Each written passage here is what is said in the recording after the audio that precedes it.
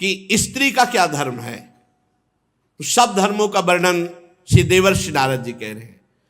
वही स्त्री परम पद में आरूढ़ होती है जो अपने पति को भगवान का स्वरूप समझती है। मेरे लिए मेरे भगवान मेरे पतिदेव हैं, भगवान सब में विराजमान है। फिर अपने पतिदेव में भगवान मान ले तो बात बन जाए। पर ऐसा नहीं कि पत्नी पति को भगवान माने और पति पत्नी को, ऐसा नहीं। पत्नी के प्रति भी भगवत भाव रखना चाहिए क्योंकि उसमें भी भगवान विराजमान है। पत्नी को चाहिए कि पति की आज्ञा में रहे, उनकी सेवा में रहे, उनके अनुकूल रहे। पति को प्रसन्न रखना उसका परम कर्तव्य है। ऐसे ही पत्नी के प्रति पति का भाव होना चाहिए कि वो भी उनके अनुकूल रहे, उनको प्रसन्न करने की चेष्टा करे, तभी गृहस्थ धर्म परिपूर्ण माना जाएगा। जो अपने पति को ईश्वर मानती है उसे पतिव्रता कहते हैं। जो पतिव्रता होती है वो परम पद में आरूढ़ होती है। कितना बड़ा बल पतिव्रता का। अनुसुईया जी की परीक्षा लेने के लिए ब्रह्मा विष्णु महेश तीनों भगवत स्वरूप गए तो भगवान विष्णु, भगवान शंकर, भगवान ब्रह्मा जी 6-6 महीने के बालक बन गए, पालने पे झुला दिया। पर ब्रह्म परमात्मा को एक पतिव्रता ने पालने पे झुला दिया। काफी समय हुआ, तीनों देवियां आई नारद जी के द्वारा प्रेरित होकर के। उन्होंने देखा 6-6 महीना के बालक, तब विनय की। तो उन्होंने कहा धैर्य रखो, जब जवान होंगे तब हम ब्याह करेंगे आपसे, फिर आप ले जाना। अनुसुईया जी के चरणों में पड़ गई तीनों देवियां। तब उन्होंने प्रभु से प्रार्थना की कि प्रभु ये पालने में आप हमें जो बाल सुख दिए, आप हमें वो सुख छीन नहीं सकते, आप हमें वो सुख प्रदान करें फिर जाएं। तो भगवान श्री हरि के अंश से दत्तात्रेय जी, भगवान महादेव जी के अंश से दुर्वासा जी और भगवान ब्रह्मा जी के अंश से महात्मा चंद्रमा मुनि, ये 3 उन्हीं पालने पे फिर गए। ये पतिव्रता के सामर्थ्य यमराज की बुद्धि को चक्कर में डाल दिया और सत्यवान को और अपने पूरे मातृपक्ष और पितृपक्ष दोनों को महान बना करके अपने पति की आजीवन के लिए आयु मांग ली। बड़ी सामर्थ्य है पातिव्रत धर्म में। जो स्त्री अपने पति के अनुकूल रहकर पातिव्रत धर्म का, अब ये धर्म सब शास्त्रों में लिखे रह गए भाई। साध्वी स्त्री को चाहिए झाड़ू लगाते समय, पोछा लगाते समय, लीपते समय, चौक पूरते समय, अपने शरीर को सजाते समय मधुर मधुर भगवान का नाम स्मरण करें। भगवान का नाम स्मरण कितना बढ़िया भजन है। सोहनी लगा रहे, पोछा लगा रहे, जो भी कार्य कर रहे हैं भगवान का नाम जप करते हुए कर रहे हैं। इसी से भगवत प्राप्ति हो जाएगी। गृहस्थ में भी गोपी जनों ने कोई सन्यास नहीं लिया था बाहर से, लेकिन बड़े बड़े सन्यासी गोपियों की चरण धूलि की याचना करते। जब परमहंस सुखदेव जी महाराज गा रहे हैं उनके जस का, जब उद्धव जी जैसे परम ज्ञानी उनकी चरण रज की आकांक्षा कर रहे तो औरों की क्या। बृहस्पति शिष्य परम ज्ञानी महात्मा भगवान श्री कृष्ण के अभिन्न स्वरूप उद्धव जी याचना करते हैं कि वृंदावन की गोपियों की चरण रज हमारे माथे पे लगे। क्यों? क्योंकि हर समय लीपते बुहारते हर समय भगवान का स्मरण कर रहे हैं, भगवान की मंगल लीलाओं का स्मरण कर रहे हैं। जो गृहस्थ में रहते हुए पति पत्नी विनम्र, झगड़ा नहीं, इसीलिए बड़ा संकट में है गृहस्थ धर्म और विरक्त धर्म दोनों। विरक्त धर्म इसलिए है कि आप जैसे अपवित्र आचरण करके हमें भिक्षा देंगे वैसे ही हमारी बुद्धि होगी। अगर अधर्म आचरण करके दोगे तो हमारी बुद्धि भ्रष्ट हो जाएगी। अधर्म आचरण क्यों? अन्न खा रहे हैं, जैसा खाए अन्न वैसा बने मन। अगर आप धर्म से कमा कर एक रोटी हमें देंगे, वो जब हम खाएंगे तो हमारी बुद्धि भजन करेगी। और गृहस्थ धर्म में जब तक पवित्रता नहीं है तब तक सब बेकार है। देखो, ना मन पवित्र, ना तन पवित्र, ना विचार पवित्र, तो क्या गृहस्थ धर्म। जो विनम्र है, विनयी है गृहस्थ, इंद्रिय संयमी है। कहां इंद्रिय संयम? यहां तो इंद्रियों का खुला व्यभिचार शुरू है, खुला व्यभिचार। गृहस्थ धर्म महान धर्म है जिससे विरक्त भी वहीं पैदा हुए, बड़े बड़े आचार्य गुरुजन भी उन्हीं गृहस्थों के यहाँ पैदा हुए। तो गृहस्थ धर्म कोई छोटा धर्म नहीं है, पर बड़ा महान धर्म है। महान इस बात में है कि वो गृहस्थ होते हुए विनयी है, वो गृहस्थ होते हुए इंद्रिय संयमी है, वो गृहस्थ होते हुए पवित्र है, भगवान का भजन करता है, इसलिए महान है। जो प्रिय वचनों से आए हुए अतिथि की सेवा करता है। तुम्हारे दरवाजे पे कोई आ गया, मधुर वचन, आइए स्वागत है आपका, कम से कम आसन और जल, बैठिए, पानी पीजिए, इतना तो सब कोई कर सकता है। भोजन और आगे की बातें ना हो तो हाथ जोड़ दे, पर आए हुए दरवाजे पर भिक्षुक, अतिथि, कोई भी आया हो, प्रिय वचन, आसन और जल, 3 चीजें तो सब कोई दे सकता है।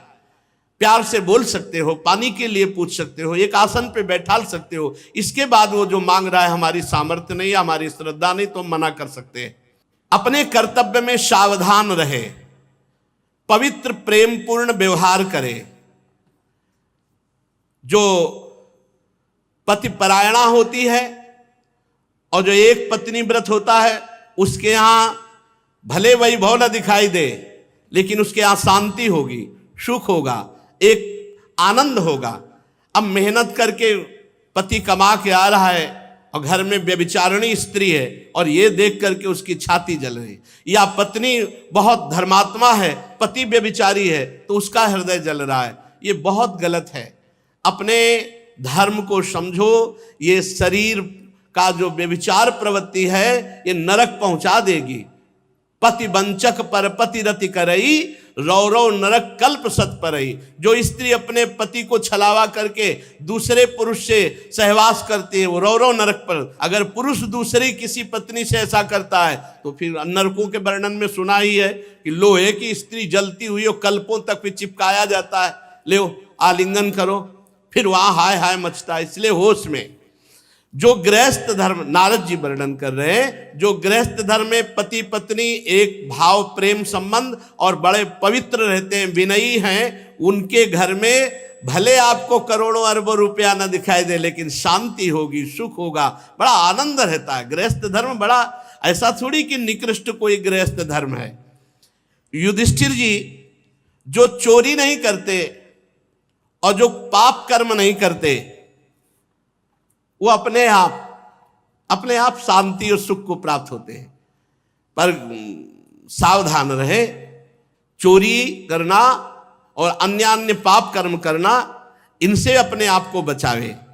श्री देवर्षि नारद जी कहते हैं, जो धर्म से चलता है तो कुल परंपरागत लक्ष्मी चलती रहती है।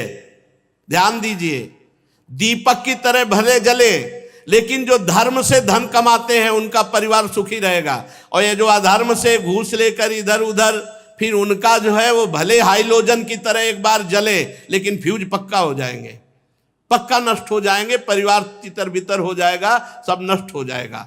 इसलिए अधर्माचरण करके गृहस्थ का पालन करने की कोशिश ना करे। भले धर्म से नमक रोटी खाने को मिले, आप धर्म से चले। ये भारतवर्ष वेददर्शी ऋषि मुनियों का देश है, ये गर्व का विषय है। हम भारतवासी हैं। ये सब देशों जैसा यहां व्यवहार नहीं है, पशुता, आसुरी प्रवृत्ति, केवल इंद्रियों का पोषण, ऐसा नहीं है। ये धर्म का पालन करने वाला देश है। एक प्रसंग में भाई जी ने लिखा था कि अकबर सम्राट जब राजपूतों को परास्त किया तो सैकड़ों लाशें बिछी हुई थी। रात्रि के समय कुछ अंगरक्षकों के साथ वो ये देख रहा था, खुशी मना रहा था कि बहुत से राजपूतों को मारा गया। तो उसी में देखा कि एक नवीन अवस्था का राजकुमार दीपक लेकर शवों के चेहरे को देख रहा है। तो आवाज लगाई, सावधान। तत्काल तलवार खींच करके खड़ी हो गई। वो कोई राजकुमार नहीं थी, वो राजकुमारी थी। नजदीक अकबर अपने साथियों के साथ गया, कौन हो तुम? तो उसने बताया कि मैं क्षत्रिय राजकुमारी हूं। तो यहां रणभूमि में कैसे? तो उनका मेरे ब्याह का अमुक राजकुमार से संबंध निश्चित हो चुका था और वो रणभूमि में मारा गया। तो मैं उसे देख रही हूं कि उसका शव मिल जाए तो मैं सती हो जाऊं। तो उनका ब्याह तय हुआ था। बोले हाँ, हम भारतीय नारी हैं, एक बार जिसको अपना पति स्वीकार कर लिया जीवन उसी को समर्पित कर देती, ये हमारे यहाँ की परंपरा। वो होश उड़ गए उसको कि अभी ब्याह हुआ नहीं, ब्याह की बात तय हुई थी और ये 100 ढूंढने आई उसके साथ अपने शरीर को नष्ट कर देने की। ये पूर्व की बात।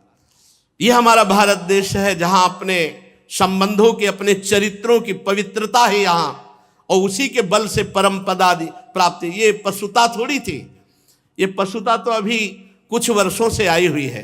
धर्म पूर्वक पाणी ग्रहण संस्कार करके किसी एक को स्वेक आजीवन निर्वाह करो, ये हमारे यहां की पद्धति रही। जो धर्म से चलता है, कुल परंपरागत, उसके यहां श्री वैभव सुख शांति बनी रहती है। अब युधिष्ठिर जी ने पूछा, ब्रह्मचर्य, गृहस्थ, वानप्रस्थ, सन्यास, ये 4 आश्रम हैं। इसमें गृहस्थ का तो वर्णन किया, अब ब्रह्मचर्य आश्रम का और वानप्रस्थ आश्रम का और सन्यास आश्रम का क्या स्वरूप है?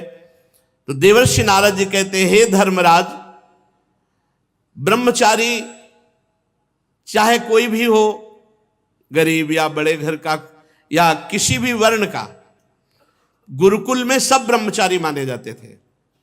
पहला आश्रम सबका ब्रह्मचर्य है। जब तक ब्याह ना हो तब तक ब्रह्मचर्य जो रहे तो उसका जीवन एक अलग होगा। आप देखना, उसकी संतानें एक दिव्य होंगी। लेकिन हमें लगता है कि दसियों हजार में 10,000 में कोई एक ऐसा निकले तो निकले, नहीं तो बहुत है कि ब्याह ना हुआ हो तब तक वो ब्रह्मचर्य रहा हो। अब जो समय चल रहा है 10,000 में कि ब्याह ना हुआ हो और वो 20-22 वर्ष तक ब्रह्मचर्य रहा हो, ये तो मतलब अलौकिक पुरुष का अवतार समझो, अलौकिक पुरुष का अवतार समझो। अगर वो ऐसा गुरुकुल में निवास करना, ये तो प्रथा ही खत्म हो चुकी एक तरह से, कहीं कहीं ऐसा है। लेकिन उसमें भी कह रहे हैं 10,000 में कोई ऐसा बिरला होगा जो किसी प्रक्रिया से अपने ब्रह्मचर्य को जब तक ब्याह नहीं हुआ तब तक नष्ट नहीं किया। गुरुकुल में निवास करना, ब्रह्मचारी को अपनी इंद्रियों को वश में करना होता है। वो गुरु जी के सामने अपने को दास के समान समझे, गुरुदेव के चरणों में सुदृढ़ अनुराग रखे और गुरुदेव का हित कैसे हो, उनको सुख कैसे पहुंचे, ऐसा कार्य करना चाहिए। जो ब्रह्मचारी है उसका प्रधान धर्म है गुरु सेवा, गुरु चरणों में अनुराग और गुरु के सामने अपने को बहुत दीनहीन दास मानना और अपनी इंद्रियों को बहुत सावधान रखना। गुरु सेवा तभी पूर्ण होती है जब मान त्यागी होता है। गुरुपद पंकज सेवा तीसरी भक्ति अमान, अमान होकर गुरु चरणों की सेवा करना, ये विशेष जीवन को प्रकाशित करने वाली बात है।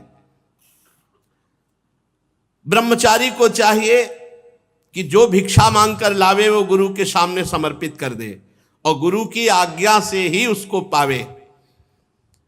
और ब्रह्मचर्य आश्रम में मौन व्रत का जरूर आश्रय ले, ज्यादा बातचीत विषय वासना बढ़ाती है।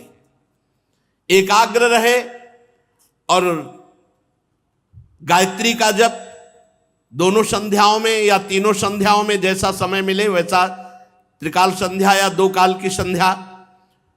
और गुरुजी जब बुलावे तो क्षुद्र दास की तरह हाथ जोड़कर उनके सामने अनुशासन में रहे और गुरु के द्वारा पढ़ाए हुए शास्त्रों का एकांत में चिंतन करे, मनन करे, स्वाध्याय करे।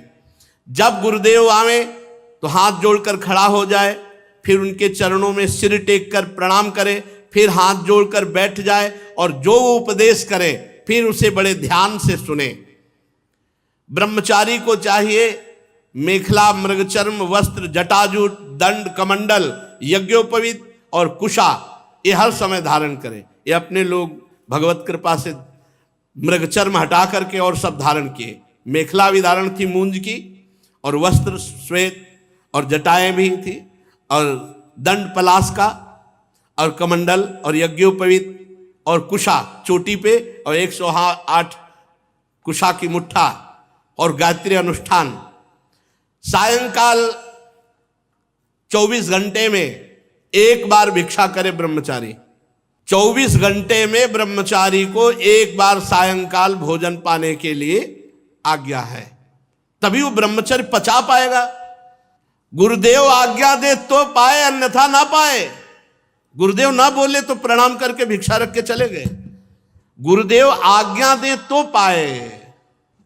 बड़ी गुरु आज्ञा पर पूरा जीवन समर्पित जिन्होंने कर दिया, निहाल हो गए। और अपने चरित्र की रक्षा के लिए हर समय सावधान रहे ब्रह्मचारी। ये चरित्र के लिए बहुत हानिकारक है मोबाइल, क्योंकि इसमें सारे चरित्रहीन विषय भी भरे पड़े हैं। यद्यपि गुण ना हो तो कोई स्वीकार ही न करे, इसलिए माया ने गुण भी रख दिया है कि आप इससे सत्संग भी सुन सकते हैं, आप अच्छी बातें भी सुन सकते हैं, लेकिन एकांत में सत्संग कोई बिरला सुनेगा। एकांत में तो फिर संसारिकता की तरफ मन भागता है, इसलिए बचो। उस समय तो थे ही नहीं जब अपने लोगों का नैष्ठिक ब्रह्मचर्य था, मोबाइल नहीं था। किसी को सूचना पहुंचानी, आज मरा है तो 15 दिन तक लगते थे। एक चलता था पोस्ट कार्ड, और एक नीला नीला ऐसे जो बंद करके दो चलते थे। एक पोस्ट कार्ड खुला इतना बड़ा 15 पैसे का, और ज्यादा जरूरी हो तो तार होता था, तार तार कर दो ऐसे ऐसे। और अब तो मोबाइल चल गया है। मोबाइल से बचो, ये बहुत हानिकारक है। साधु महात्माओं के लिए तो खास करके विशेष हानिकारक है, बच्चों के लिए भी बहुत हानिकारक है, बहुत हानिकारक। इतना बड़ा बच्चा सर्च करके दुनिया की बात निकाल देगा। आज तक मोबाइल खोलना नहीं आया। ये जो हम देखते हैं, जो हम सुनते हैं, जो हम बोलते हैं, उसका मनन होता है। ब्रह्मचर्य रहने के लिए हमको ना वो देखना है, ना सुनना है, ना बोलना है जो हमारे भजन में विघ्न पहुंचावे। स्त्री शरीर, पुरुष शरीर और कोई भी किसी भी शरीर से भी अपने धर्म के विरुद्ध आचरण करने की चेष्टा ना करे। जो ब्रह्मचर्य से आजीवन ब्रह्मचर्य, क्योंकि ब्रह्मचर्य से गृहस्थ आश्रम भी जाया जाता है और ब्रह्मचर्य से विरक्त आश्रम। ब्रह्मचर्य दोनों के लिए अनिवार्य है, चाहे वो गृहस्थ में जाना हो चाहे वो विरक्त में। गृहस्थ आश्रम में यदि नहीं जाना और ब्रह्मचर्य का आजीवन व्रत लेना है, तब तो बहुत सावधान हो जाए।